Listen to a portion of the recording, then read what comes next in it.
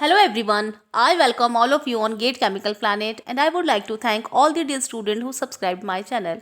So student, here I am sharing you interview question series 2 with proper explanation and theory on petroleum refining engineering.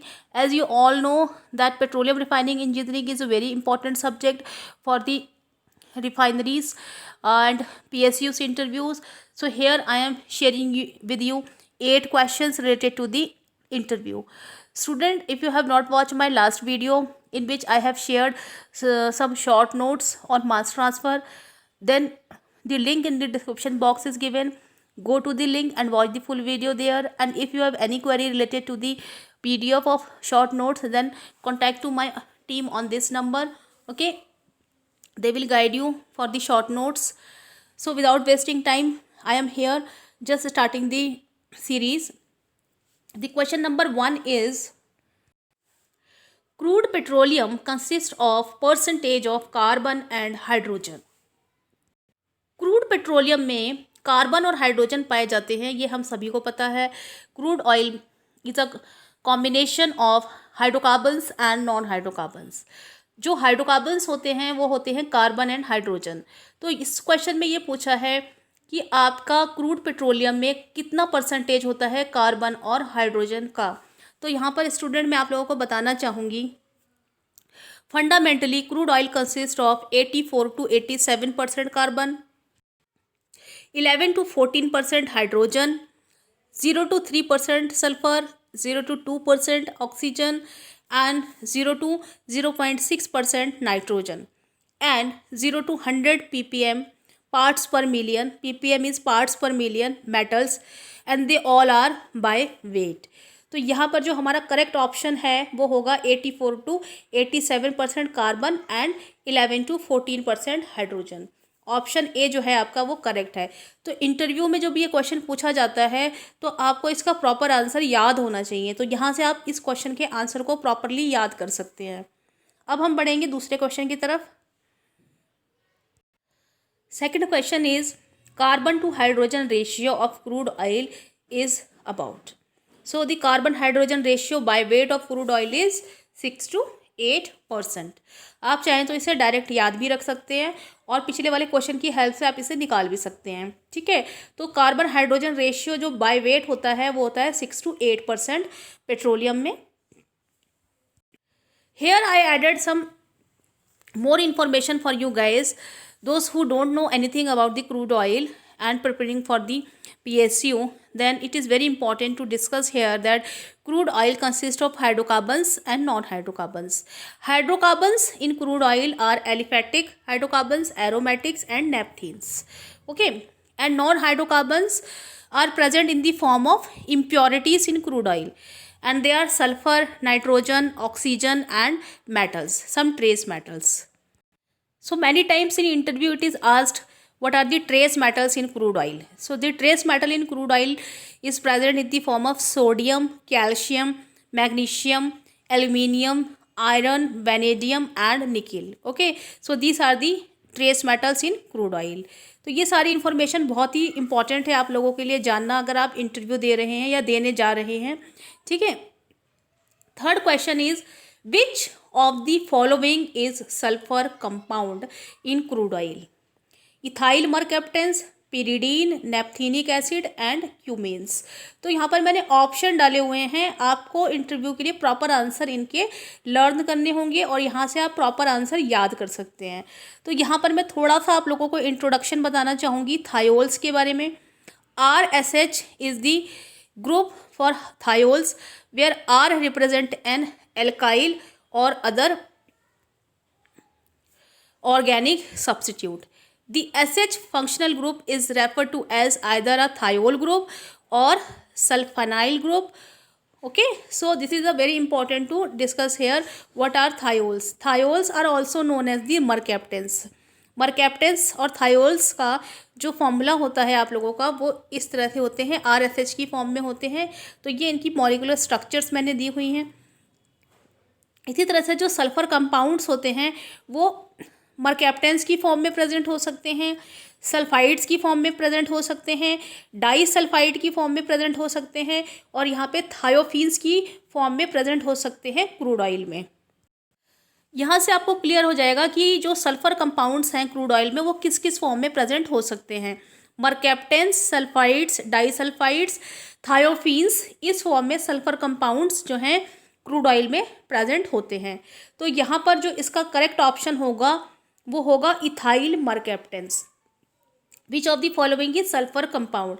तो student ethyl mercaptans जो है वो आपका sulphur compound होता है जो कि क्रूड ऑयल में प्रेजेंट होता है। ठीक है, पिरिडीन जो है आपका वो सल्फर कंपाउंड नहीं है, उसको हम आगे डिस्कस करेंगे, वो नाइट्रोजन कंपाउंड होता है। ठीक है, और क्यूमीन तो बिल्कुल भी नहीं है। तो यहाँ पर हम नेक्स्ट क्वेश्चन की तरफ बढ़ते हैं। The nitrogen compound in petroleum is present in form of which compound. अब यहाँ पे पूछा है कि जो नाइट्रोजन कंपाउंड्स होते हैं वो पेट्रोलियम में किस फॉर्म में प्रेजेंट होते हैं। तो यहाँ पर जो नाइट्रोजन कंपाउंड्स होते हैं वो बेसिक और नॉन बेसिक फॉर्म्स में प्रेजेंट होते हैं। नाइट्रोजन कंपाउंड जो होते हैं वो हार्मफुल होते हैं, इसीलिए they should be removed from the crude oil before the processing because they poison many processing catalyst. तो कैटलिस्ट पॉइजन का काम करते हैं नाइट्रोजन कंपाउंड्स क्रूड ऑयल में अगर प्रेजेंट होते हैं, इसीलिए क्रूड ऑयल में से नाइट्रोजन कंपाउंड्स को पहले रिमूव किया जाता है रिफाइनिंग से पहले। तो यहाँ पर पिरिडीन, क्यूनोलाइन, आइसोक्यूनोलाइन एंड एक्रिडीन, ये चार जो हैं आपके, जो यहाँ पे मैंने स्ट्रक्चर्स दी हुई हैं, ये आपके होते हैं नाइट्रोजन कंपाउंड्स क्रूड ऑयल में प्रेजेंट होते हैं। तो कौन कौन सी फॉर्म में नाइट्रोजन कंपाउंड्स प्रेजेंट हो सकते हैं क्रूड ऑयल में, आपके हो सकते हैं पिरिडीन्स। तो यहाँ पर करेक्ट ऑप्शन जो है इसका वो है पिरिडीन। पिरिडीन, क्यूनोलाइंस, आइसोक्यूनोलाइंस एंड एक्रिडीन, इस फॉर्म में नाइट्रोजन कंपाउंड्स जो हैं क्रूड ऑयल में प्रेजेंट होते हैं। तो यहाँ पर आपको ये पता होना चाहिए कि नाइट्रोजन कंपाउंड्स जो होते हैं दे में एक्ट एज कैटलिस्ट पॉइजनिंग। तो यहाँ पर नाइट्रोजन कंपाउंड्स को रिफाइनिंग से पहले रिमूव किया जाता है। ठीक है, नेक्स्ट क्वेश्चन की तरफ हम बढ़ेंगे। नैपथीन्स आर, अगर आपसे पूछा जाता है कि नैपथीन्स क्या होते हैं, तो नैपथीन्स के बारे में मैं आप लोगों को बताना चाहूँगी। नैपथीन्स और साइक्लोएल्केन्स, नैपथीन्स को बोलते हैं cycloalkanes, cyclopropane and methyl cyclohexane, तो ये होते हैं naphthenes. They are also present in crude oil. Crude oil में नैपथीन्स जो होते हैं वो इनहेरेंटली प्रेजेंट होते हैं, यानी कि पहले से ही प्रेजेंट होते हैं, प्रोसेसिंग के टाइम पे जनरेट नहीं होते।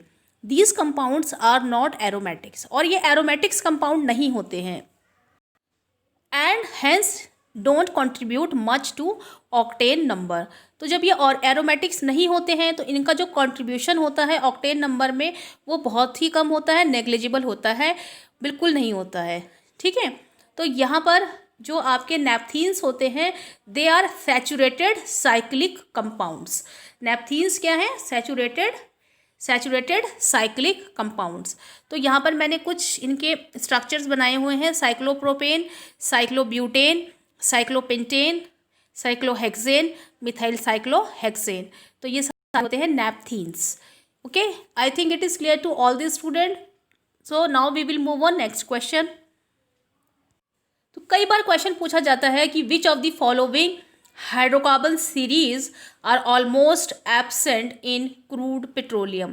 पेट्रोलियम में कौन सी हाइड्रोकार्बन सीरीज जो है वो एब्सेंट होती है। तो स्टूडेंट यहाँ पर मैं आप लोगों को नॉलेज के लिए बताना चाहूँगी, जो ओलिफिन्स होते हैं, ओलिफिन्स जिनको हम कहते हैं एल्कीन्स, ओलिफिन्स क्या कहलाते हैं? एल्कीन्स कहलाते हैं। जैसे कि इथाइलिन, प्रोपाइलिन, ब्यूटाइलिन्स, ये होती हैं olefins. They are highly reactive, ये बहुत ज़्यादा रिएक्टिव होते हैं, और inherently they are not present in crude oil. Inherently ये क्रूड ऑयल में प्रेजेंट नहीं होते हैं, but generated during the processing of crude oil such as alkylation process. जब हम प्रोसेसिंग करते हैं, क्रूड ऑयल की प्रोसेसिंग करते हैं, तो यहाँ पर जो आपके ओलिफिन्स हैं वो जनरेट हो जाते हैं, जैसे एल्काइलेशन प्रोसेस में ओलिफिन्स जनरेट हो जाते हैं, लेकिन इनहेरेंटली ओलिफिनिक सीरीज जो होती है वो क्रूड ऑयल में प्रेजेंट नहीं होती। तो इसका जो करेक्ट आंसर है वो है olefins. Which of the following hydrocarbon series are almost absent in crude petroleum. तो क्रूड पेट्रोलियम में पैराफिन्स ऑलरेडी प्रेजेंट होते हैं, एरोमेटिक्स भी प्रेजेंट होते हैं, नैप्थीन्स प्रेजेंट होते हैं, बट ओलिफिन्स प्रेजेंट नहीं होते। तो ओलिफिन्स के यहाँ पे स्ट्रक्चर्स मैंने बना दिए हैं, ethylene, propylene and butylene. Okay, so ये आपके कहलाते हैं olefins. Now we will move to next question. Mercaptans are low boiling. पूछा है सल्फर कंपाउंड्स होते हैं, ऑक्सीजन कंपाउंड्स होते हैं, नाइट्रोजन कंपाउंड्स होते हैं, या फिर ऑर्गेनोमेटेलिक कंपाउंड्स होते हैं। तो अभी मैंने आप लोगों को बताया था कि मर्केप्टेंस जो होते हैं वो सल्फर कंपाउंड्स होते हैं। क्रूड ऑयल में जो नॉन हाइड्रोकार्बन्स प्रेजेंट होते हैं वो होते हैं oxygen compounds, nitrogen compounds, okay, metals जो होते हैं, और सल्फर कंपाउंड्स। तो सल्फर जो होती है वो क्रूड ऑयल में मर्केप्टेंस या थायोल्स की फॉर्म में प्रेजेंट होती है। तो mercaptans are low boiling sulphur compounds. Sulphur compounds are very harmful, so therefore before the processing these compounds can be removed, and they can be removed from petroleum stream through the hydro treatment process। Okay, तो hydro treatment processes करते हैं अगर sulphur जो है वो कुछ ज़्यादा amount में क्रूड ऑयल में प्रेजेंट होती है। तो ये जो जितनी भी नॉन हाइड्रोकार्बन्स हैं इनको रिमूव कराना बहुत ज़रूरी होता है क्रूड ऑयल में से, otherwise they may create some problems. Corrosion की प्रॉब्लम्स क्रिएट कर सकते हैं, कैटलिस्ट पॉइजनिंग क्रिएट कर सकते हैं। इसीलिए रिफाइनरी प्रोसेसेस में जाने से पहले इन सारी इम्प्योरिटीज़ को रिमूव किया जाता है। तो यहाँ पर सल्फ़र को हाइड्रो ट्रीटमेंट प्रोसेस से रिमूव किया जाता है। अब हम बढ़ेंगे नेक्स्ट क्वेश्चन की तरफ। Crude petroleum distillation is carried out at pressure. तो स्टूडेंट यहाँ पर आप लोगों को जानना बहुत ज़रूरी है कि जो डिस्टिलेशन का प्रोसेस होता है वो कितने प्रेशर पे किया जाता है। तो जो क्रूड पेट्रोलियम है उसका डिस्टिलेशन किया जाता है स्लाइटली अबव 1 एटमॉस्फेयर। तो slightly above atmospheric pressure, atmospheric pressure से थोड़े से ज़्यादा प्रेशर पर आपका एटमॉस्फेरिक डिस्टिलेशन प्रोसेस किया जाता है। तो यहाँ पर स्टूडेंट जो कंफ्यूज होते हैं वो ये सोचते हैं कि एटमॉस्फेरिक प्रेशर पर किया जाता है या फिर slightly below atmospheric pressure distillation किया जाता है। नहीं, स्लाइटली अबव, थोड़ा सा एटमॉस्फेरिक प्रेशर से ज़्यादा प्रेशर पर आपका क्रूड डिस्टिलेशन कैरिड आउट होता है। ठीक है, तो ये सारे आंसर मैंने आप लोगों को बता दिए हैं। ये बहुत ही बेसिक आंसर हैं और ये इंटरव्यूज़ में बहुत बार पूछे जाते हैं कि क्रूड ऑयल जो है वो किस फॉर्म में प्रेजेंट है। तो क्रूड ऑयल हाइड्रोकार्बन्स और नॉन हाइड्रोकार्बन्स की फॉर्म में प्रेजेंट है, और जो नॉन हाइड्रोकार्बन्स क्रूड ऑयल में प्रेजेंट होते हैं वो इम्प्योरिटीज़ कहलाते हैं। और वो इम्प्योरिटीज़ किस फॉर्म में प्रेजेंट हो सकती है? नाइट्रोजन, ऑक्सीजन, सल्फर कंपाउंड्स और कुछ ट्रेस मेटल की फॉर्म में इम्प्योरिटीज़ प्रेजेंट होती हैं। ये सभी इम्प्योरिटीज़ बहुत ही हार्मफुल हो सकती हैं, कोरोजन क्रिएट कर सकती हैं, कैटलिस्ट पॉइजनिंग क्रिएट कर सकती हैं। तो इसीलिए इन इम्प्योरिटीज़ को रिफाइनिंग प्रोसेसेस में जाने से पहले ही रिमूव करना ज़रूरी होता है। तो मैंने यहाँ पे आप लोगों को काफ़ी सारी इन्फॉर्मेशन दी है स्टूडेंट। इसके साथ आप लोग मेरे साथ वीडियो पर बने रहिएगा, मैं और भी बहुत सारे क्वेश्चंस आप लोगों के साथ शेयर करती रहूँगी। ठीक है, तो यहाँ पर हम वाइंड अप करेंगे।